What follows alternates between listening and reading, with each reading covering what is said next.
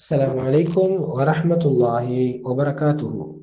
சூரத்துல் ஹுஜராத் கற்றுத்தரும் ஒழுக்க விழுமியங்களில் ஒன்றான மரியாதை என்ற விடயத்தை கலந்துரையாடுவதின் ஊடாக உங்களை சந்திப்பதில் பெரும் மகிழ்ச்சி அடைகிறேன். அல்ஹம்துலில்லாஹ்.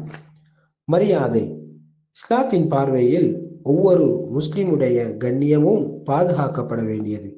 மற்றவர்களின் கண்ணியத்தை மதித்து நடப்பது நம்முடைய கடமை மாத்திரமல்ல, அது சமூக நம்பிக்கையையும் உறவுகளையும் வலுப்படுத்தி விடுகிறது. மரியாதை என்பது வெறும் எளிய நடத்தை மட்டுமல்ல, அது சொல்லும் வார்த்தைகளிலும் செயலிலும் வெளிப்பட வேண்டும்.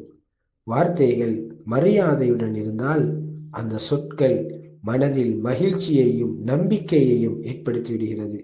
ஒரு எளிய உதாரணம் ஒன்றை பாருங்கள்.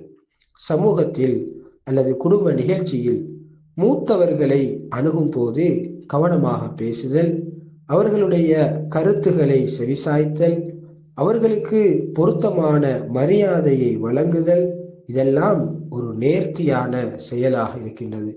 இது அவர்களது மனதில் மதிப்பையும் நம்முடைய நட்பில் நம்பிக்கையையும் வளர்த்து விடுகிறது. இதை நாம் பயிற்சி செய்து பார்க்கலாம். அதாவது மரியாதை மொழி பயிற்சி என்று சொல்லும். இதை இவ்வாறு பயிற்சி செய்வது எங்களுக்கு பெரும் உதவியாக இருக்கும்.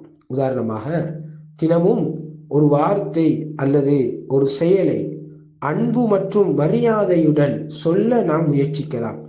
கூடவே மூத்தவர்களை கௌரவிக்கும் சிறிய நிகழ்ச்சிகளில் ஈடுபடுவது மரியாதையை நடைமுறையில் எடுத்து காட்டுவதற்கு உதவியாக அமையும். ஒரு நாளுடைய முடிவில் நான் பிறரின் கண்ணியத்தை இன்று காத்தேனா என்று சிந்திப்பது நம்மை நிதானமாக மாற்றிவிடும், உறவுகளை வலுப்படுத்தும். மரியாதை ஒரு நேர்த்தியான பாலம் போன்றது.